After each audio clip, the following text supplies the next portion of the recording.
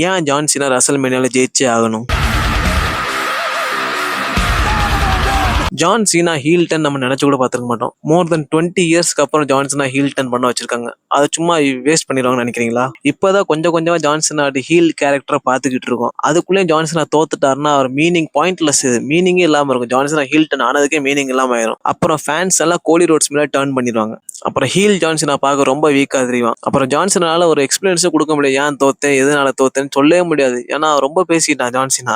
John Cena இந்த டயத்துல ஒரு லாஸ் அஃபோர்டே பண்ண முடியாது. அது ரெசல்மேனியால நினைச்சு கூட பார்க்க முடியாது. எல்லா வருஷம் ரெசல்மேனியா ஒரு விஷயத்துக்காக ஞாபகம் வச்சுப்பாங்க. அந்த மாதிரி இந்த வருஷம் ரெசல்மேனியா ஜான் சீனா ஜெயிச்சதுக்காக ஞாபகம் வச்சுக்கணும். அது சாதாரண விக்டரி இல்ல, 17 டைம் சாம்பியன் ஆன செலிப்ரேஷன் ரெசல்மேனியா 41ல. இதை WWE ஃபம்பல் பண்ண மாட்டாங்கன்னு நினைக்கிறேன். ஒருவேளை ரெசல்மேனியால ஜான் சீனா தோத்துட்டாங்கன்னா WWE மேல ஃபேன்ஸ் டர்ன் பண்ணிடுவாங்க. பார்த்தா அதுக்கு அவங்க ஃபேஸ் கோடி ரோட்ஸ் மேலே ஃபேன்ஸ் டர்ன் ஆயிடுவாங்க. நீங்க நினைக்கலாம், ஏன் கோடி ரோட் ஜெயிச்சா என்னாச்சு, கோடி ரோட்ஸ் தான் இப்போ ஃபேஸ் ஆஃப் த கம்பெனி, ஏன் ஒரு பார்ட் டைம் ஜெயிச்சு நல்லா இருக்க போகுதுன்னு நினைக்கலாம். ஆனா அது அப்படி இல்ல. எப்பவுமே ஒரு ஃபேஸ் WWE சாம்பியன்ஷிப்பை சேஸ் பண்ணாதான் பார்க்க நல்லா இருக்கும். அவன் சாம்பியன் இருந்தா போரிங்கா தான் இருக்கும். நீங்களே பார்த்திருப்பீங்க கோடி ரோட் ஸ்டார்டிங்ல எவ்வளவு போரிங்கா இருந்துச்சு சாம்பியன்ஷிப். அதே கோடி ரோட்ஸ் போன வருஷம் டைட்டில் சேஸ் பண்ணல எவ்வளவு இன்ட்ரெஸ்டிங்கா இருந்துச்சு. அந்த மாதிரிதான் இந்த ஒரு ஹீல் சாம்பியனா இருக்கணும், ஒரு ஃபேஸ் சேஸ் பண்ணா அதுல பாக்குறதே வேற நல்லா இருக்குங்க.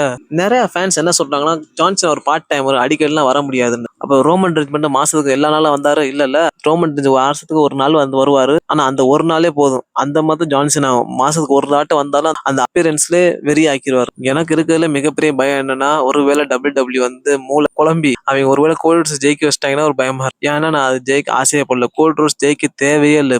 இப்ப ஜான்சனா தான் ஜெயிச்சு ஆகணும். 17 டைம் சாம்பியன் ஜான்சனா ரெசல்மேனியால ஆகணும். ரெசல்மேனியால ஆகணும், அதான் இம்பார்ட்டன்ட். ஹீல் ஜான்சனா சாம்பியன்ஷிப்போட பார்த்தா எப்படி இருக்கும், எவ்வளவு லேயரை பார்க்கலாம் நம்ம ஜான்சனா கேரக்டர்ல. நினைச்சு பாருங்க, ஜான்சனா ஒரு வாரம் மண்டே நைட் ரா வரையில ஒரு சேலஞ்ச், அவர் புது சேலஞ்சா இருக்கும். அவர் சாம்பியன் அந்த எப்படி எவ்வளவு ஆரகண்டா இருப்பாரு, அதை யோசிச்சு பாருங்க எவ்வளவு நல்லா இருக்கும்னு. எவ்வளவு புது ஃபியூட் நம்ம பார்க்கலாம். சிஎம் பங்கோட ஃபியூட் பார்க்கலாம், ராண்டி ஓட்டனோட ஃபியூட் பார்க்கலாம், நிறைய யங்ஸ்டாரோட ஃபியூட் பார்க்கலாம். இந்த மாதிரி நிறைய புது ஃபியூட் பார்க்கலாங்க. நான் என்ன சொல்றேன்னா, ரெசல்மேனியால ஜான்சனா ஜெயிச்சுட்டு சம்மர் ஸ்லாம்ல தோக்குற மாதிரி கோடி ரோட்ஸ் வச்சா நல்லா இருக்கும் அதை பார்க்க. ஏன்னா பாதி வருஷம் போயிருமா, ஜான்சனா தோத்துருவாரு. அதுக்கப்புறம் அவர் ஸ்லோலி பேபி பேஸ் டர்ன் பண்ண நல்லா இருக்கும். ஆனா இப்பவே ரெசல்மேனியால தோக்கடிச்சா அவர் கிரெடிபிலிட்டியே வீக் ஆயிருங்க. அவர் ஹீல் கிரெடிபிலிட்டியே வீக் ஆயிரும். ராக்கெட் இன்வால்வ்மெண்ட் எப்படி இருக்க போது தெரியல ரெசல்மேனியால. ரொம்ப கன்ஃபியூசிங்கா. இன்னும் ஜான்சனா ராக்க மென்ஷனே பண்ணல. எந்த ப்ரோமோலயும் இன்னும் மென்ஷனே பண்ணல ராக்க பத்தி. ராக் ஏன் நான் சோல செல் பண்ணு, அது அந்த எக்ஸ்பிளனேஷன் எதுவும் கொடுக்கல இன்னும். அது தெரிஞ்சது இன்ட்ரெஸ்டிங்கா இருக்கு எப்படின்னு. ராக் இன்வால்வ்மெண்ட் ரெசல்மேனியால கண்டிப்பா இருக்கும். வாய்ப்பே இல்ல, ராக் இன்வால்வ்மெண்ட் இல்லாம இருக்க வாய்ப்பே இல்ல. ராக் ஒரு மேஜர் பார்ட் போய் ரோல் பண்ணு, ஒரு மேஜர் ரோல் இருக்கும் ரெசல்மேனியால. எல்லாரும் சந்தோஷமா போனாங்க ஒரு பேபி ஃபேஸ் ஜெயிச்சிட்டேன்னு சொல்லி. ஆனா இந்த வருஷம் ரெசல்மேனியா ஒரு ஹீல் ஜெயிச்சிட்டேன்னு சொல்லி இருந்தும் எல்லாரும் சந்தோஷமா தான் போவாங்க. WWE ஜான்சனை மட்டும் தோக்கடிச்சாதீங்களா.